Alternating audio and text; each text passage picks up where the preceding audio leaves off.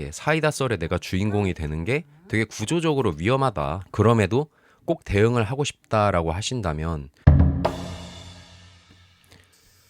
누구나 한 번씩 상상하는 게 있죠. 당한 것을 그대로 되갚아주는 상상이요. 뭐 나를 건드리는 상사, 친구, 진상 손님, 스트레스를 주는 사람한테 아주 시원하게 대갚아주는 걸 한 번씩 생각하게 되는 것 같아요. 저도 사실 이런 상상을 자주 하거든요. 그래서 저는 실제로 사이다, 뭐 참교육설 이런 거 환장하고 좋아해서 볼 때도 있었습니다.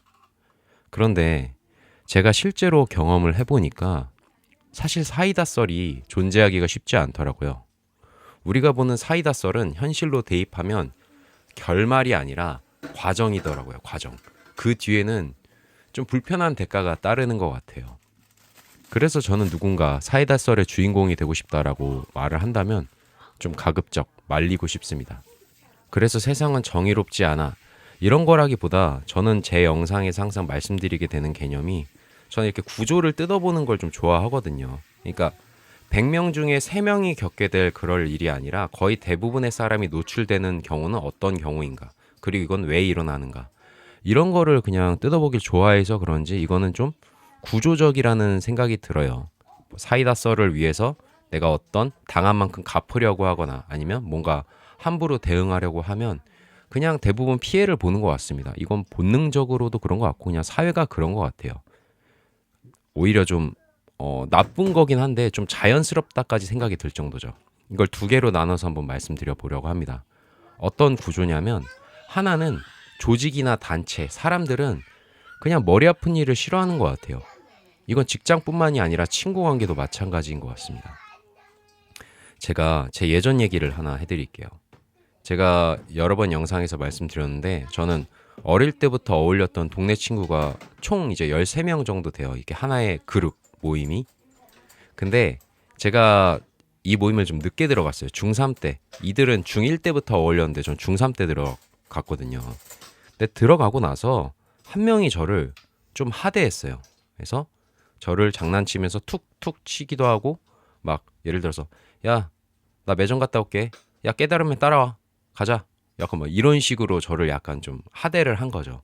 사실 걔는 그렇게 행동을 해야 좀 만족하는 애였어요. 그런 메커니즘으로 굴러가는 애라서 이렇게 새로운 사람을 보면 자기 소위 꼬봉이라고 하죠. 그 밑에 사람으로 부리기 좋은가 안 좋은가를 이제 테스트하는 애였는데 제가 들어간 지 얼마 안 돼서 이렇게 분란을 만들고 싶지 않으니까 저는 웬만하면 그냥 좀 허허허허 하는 그런 시즌이었거든요. 그때가. 그래서 조금 참아줬던 것 같아요.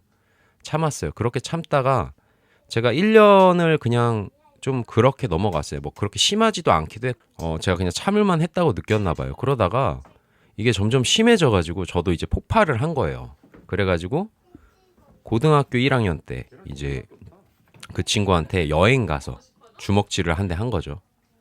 그랬는데 이제 친구들이 이제 막 말리잖아요. 이제 싸우는 분위기가 돼서. 근데 저는 그때 뭘 기대를 했냐면 나중에 이제 자초지종을 들으면 이 친구들도 제가 1년이 가까이 되는 시간 동안 계속 당하는 걸 봤잖아요. 그리고 제가 참고 있다는 것도 좀 알고 있었어요. 제가 은근히 이제 내비쳤거든요. 아, 열받는다. 그래서 막 그랬는데 제가 이제 한 대 치고 싸움이 되고 이게 뭐 서로 왜 그랬는지도 듣고 이제 좀 시간이 지나서 보니까 이 친구들 눈에는 최종적으로 어떻게 비쳤냐면 뭐 정의로운 결과 참았던 애가 드디어 한 대 먹였네. 야, 시원하다. 쟤 당할 줄 알고 있었어. 이게 여론이 아니라 정당방위가 아닌 거죠. 그냥 싸움인 거예요. 친구들 눈에는. 그냥 싸움.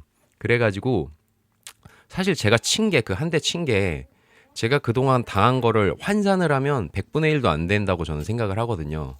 그래서 원래는 제가 옳다고 생각하는 그림은 이 친구가 먼저 사과하고 제가 받아주든 아니면 이 친구가 무리해서 팽당하는 그런 그림이었는데 그게 아니에요. 그게 아니고 나중에는 시간이 지나면 처음에야 그래 야 너 오래 참았어 이렇게 얘기는 하지만 좀 시간이 지나서 그 친구가 먼저 사과 안 했거든요. 그럼에도 시간이 지나면 야 너네 빨리 풀어 그래야 우리가 안 불편해 이런 그림으로 가게 되더라고요. 근데 이거는 저만 이렇게 당한 게 아니라 그 13명이나 안에 있으면 얼마든지 싸움이 막 서로 생기잖아요. 그러면은 최종적으로는 뭐 판결을 해주거나 뭔가 정의로운 게 무엇인가를 생각하는 게 아니라 야, 우리 불편하니까 너네 빨리 풀던가 해. 조금만 시간 지나면 다 그렇게 바뀌더라고요. 이게 그냥 조직의 특성이라는 생각이 지금은 들어요. 어릴 때는 되게 그래서 억울했는데 지금 지나고 보니까 그냥 이게 섭리인가 보다라는 생각이 드는 거죠. 거기에서 만약에 그 판정에 불복해서 내가 사과받아야 되는데 왜? 난 싫어하고 버텨봤자 결국엔 제가 떨어져 나가게 되거든요. 그러면 그냥 사람들이 모이면 그냥 머리 아프게 이렇게 막 시시비비 가려서 판정 이게 아니라 그냥 불편한 일을 막고 그냥 머리 아픈 일을 이렇게 생각하기 싫어하는 것 같아요. 남 일일수록. 특히 이게 한두 사람이면 모를까. 그랬으면 누굴 편을 들어주고 하겠지만 사람이 모이면 어쩔 수가 없는 것 같아요. 심지어 법은 이제 국가 단위의 이제 그거잖아요. 법도 우리 그러잖아요. 누가 때려서 내가 같이 때리면 정당방위라 생각 안 하잖아요. 쌍방폭행으로 가지. 제가 막 법의 취지, 왜 그랬는지 막 이런 법학과가 아니기 때문에 그것에 대해서 섬세하게 잘 모르지만 국가 단위로 가도 개인의 정당성에 엄청나게 무게를 더 주는 것 같지는 않아요. 그냥 오히려 이 싸움이라는 것을 그냥 이 국가 단위에서 피곤한 일, 막 안 좋은 일, 불미스러운 일 자체를 만들지 마. 이런 근절에 그냥 초점을 두는 것 같아요. 그냥 너네 싸우지 마가 되는 거죠. 야, 너가 잘못했네가 아니라. 근데 그러다 보니까 내 입장에서 정당한 일도 사람들에겐 그냥 정당성 자체에 관심이 없는 그런 느낌인 거죠. 그래서 회사에서도 제가 만약에 싸운다. 그래서 좀 내가 여태까지 당해서 막 소리내서 싸운다. 이러면 사실 그냥 그 회사 사람들한테는 누구누구가 싸웠대. 진짜 저 사람 나빴다가 아니라 그냥 서로 싸운 애들. 그리고 저도 고성 지른 애. 목소리 높인 애. 그냥 이렇게 인식될 가능성이 크죠. 실제로 저 회사 다닐 때 한 3년 전에 그 회사에서 누가 멱살 잡고 막 서로 싸운 적이 있었거든요. 근데 자초지종을 들어보면 멱살 잡을 정도로 되게 오랫동안 당했고 화낸 이유가 됐는데 저도 그 사람 보면 3년이나 됐는데도 아직 약간 폭력적인 느낌이 있어. 저 사람 멱살 잡은 사람이다. 약간 이런 느낌으로요. 그래가지고 이런 부분이 하나 있고 두 번째로는 이 사람이라는 동물을 제가 이제 오랫동안 봤을 때 저도 본능적으로 하면 그럴 수가 있는 것 같아요. 피해를 초점이 맞춰진 경우가 많아요. 내가 반성해야지가 아니라 나 피해 입었다 이렇게 초점이 맞춰진 경우가 되게 많다고 생각합니다. 특히 누군가 대응이 필요하다, 사이다 썰이 필요할 정도의 빌런인 경우는 대부분 그런 것 같아요. 우스꽝스러운 예시로 그 무한도전에서 정준하가 정신감정 특집 받았을 때 잘못하고 혼나면 내가 반성해야지 이렇게 생각을 해야 되는데 그 정신의사가 정준하한테 그랬잖아요. 당신은 저 사람 나 야단치네? 열받네? 이렇게 하는 타입이라고요.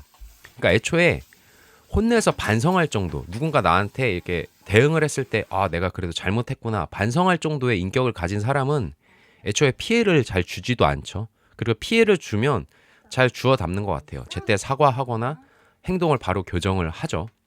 나도 맞대응을 한다. 당한 만큼 갚아준다. 이러면 내가 피해를 입었다 생각하죠. 저 사람 나한테 왜 저래? 왜 나한테 갑자기 피해를 입어? 그래서 우리 그 대표적인 예가 그거잖아요. 그 남자애들 싸우면 장난치다가 툭 때리면 왜 때려 하고 또 때리면 야, 너 왜 이렇게 세게 때리는데? 네가 먼저 그랬잖아. 이러면서 이제 싸움이 나잖아요. 그게 그냥 조직으로 가서 빌런한테 내가 대응하면 대부분 그런 그림이 일어난다는 거죠. 원래는 한 대 정도 맞아줘야 되는데 그냥 이게 본능인 것 같다라는 생각이 들어요. 그래서 이 두 가지 때문에 저는 좀 맞대응을 하는 게 사이다 썰에 내가 주인공이 되는 게 되게 구조적으로 위험하다. 그리고 대부분은 내가 원하는 결과를 얻을 수 없다. 이렇게 생각하는 것 같아요.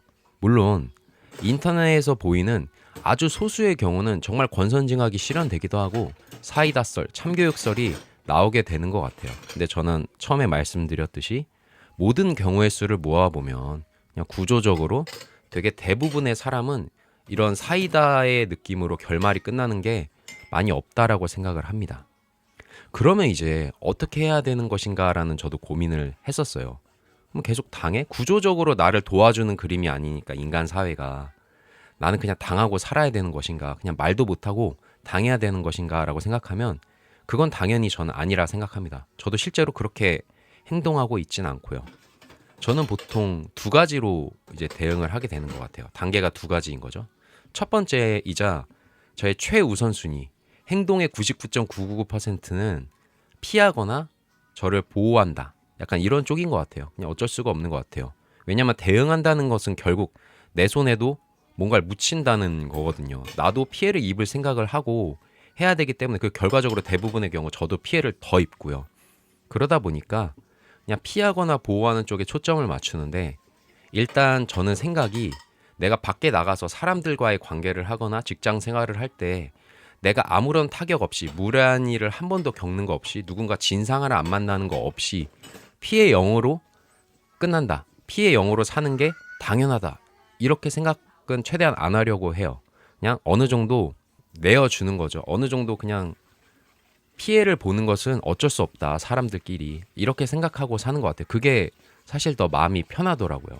그래서 되갚아주지 않으면 진짜 내 인생이 어떻게 될 것 같아, 못 베기겠어, 이 정도의 스트레스가 아니라면 그냥 뒷담화 좀 까고 아내한테 뭐 힘들었던 거 얘기하고, 아니면 내가 좀 다른 활동들로 풀 수 있으면 그 정도 스트레스는 그냥 감내하는 것 같아요. 그냥 당해주는 것 같아요. 도마뱀 꼬리 마냥. 그래, 이 정도 행동은 내가 당해줄게. 그래, 내가 그냥 인간으로서 이 세상에 공기를 공짜로 먹는데 공기 마시는 비용, 그래, 공기 마시는 비용으로 내가 그 정도는 당해줘야겠다. 아니면은 이거보다 조금 더 수위가 높다 그러면 내가 그냥 이 자리를 피해야겠다.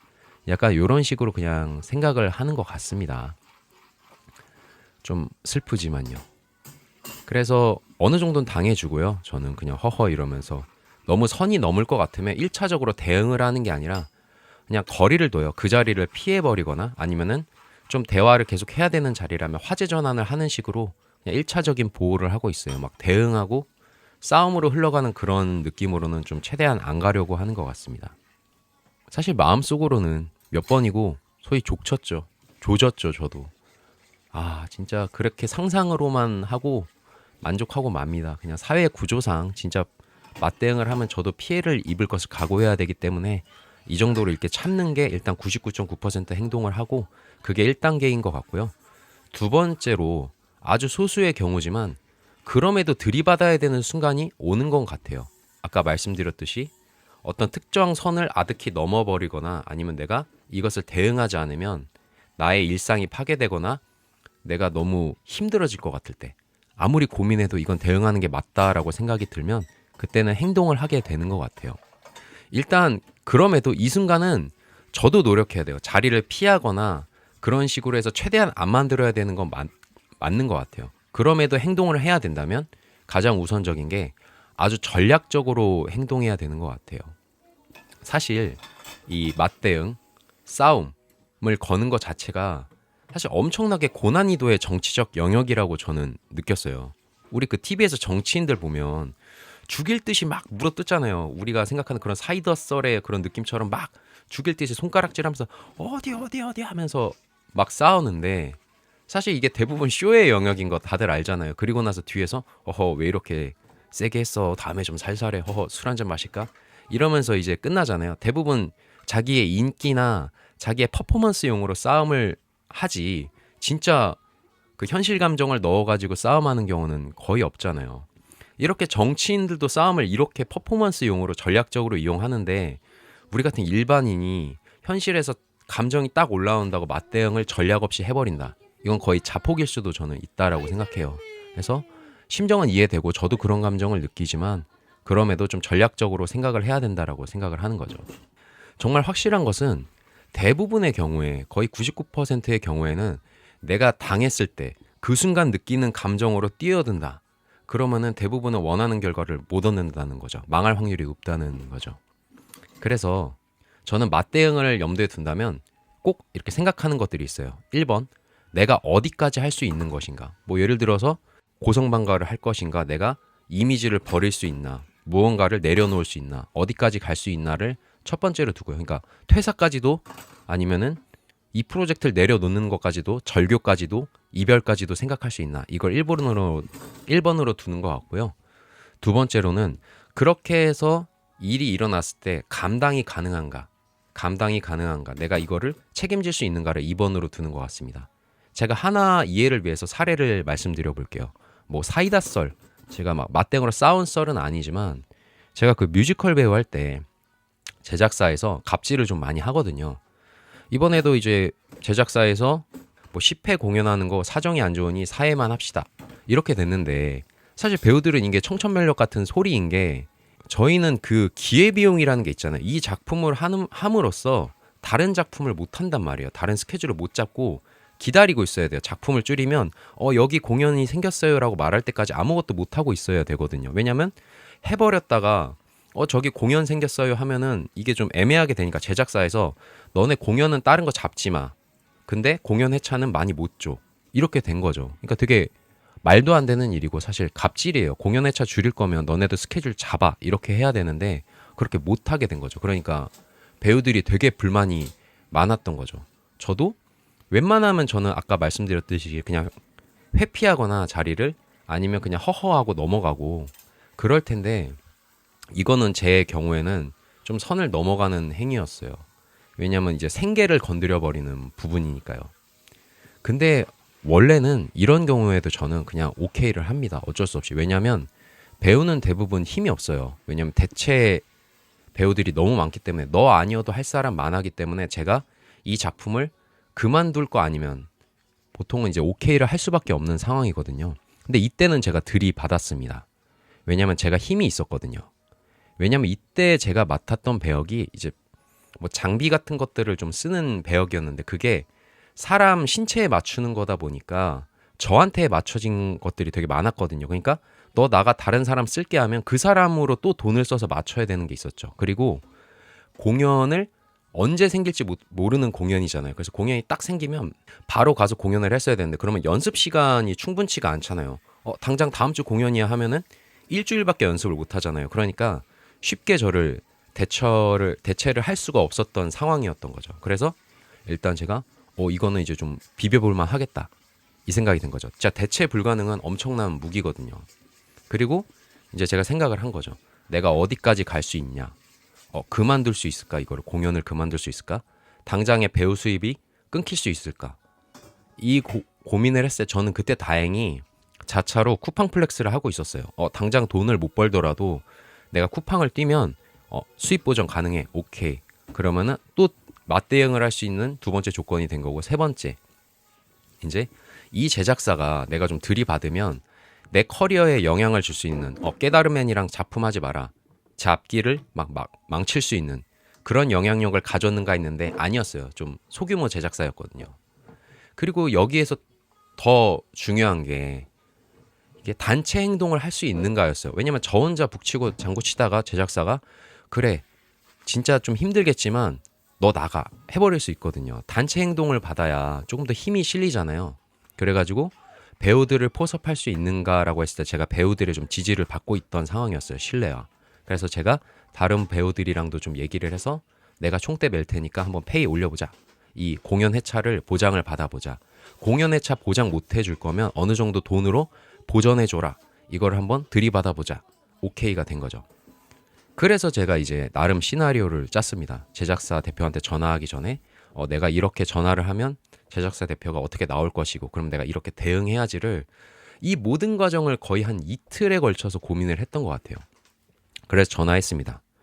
그리고 나서 이때 무조건 수칙이 맞대응할 때도 마찬가지예요. 뭐 저 사람이 나한테 반말했다고 저 사람이 나한테 욕했다고 같이 욕하거나 같이 때리거나 이런 것들도 다 정해야 되는 것 같아요. 어느 정도 할까.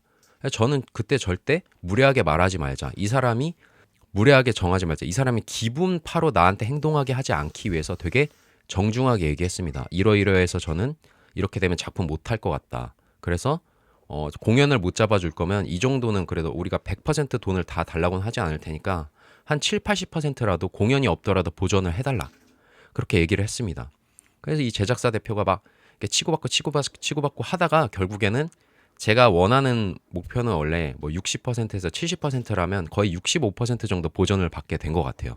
결과적으로는 잘 됐는데 이거마저도 사실 되게 운이었던 게 사실 제작사가 이런 경우가 있어요. 잠깐만 기다려봐 하고 다른 배우들한테 다 전화해서 야 내가 60% 줄게. 오케이 해. 그럼 배우들은 그럴 수 있거든요.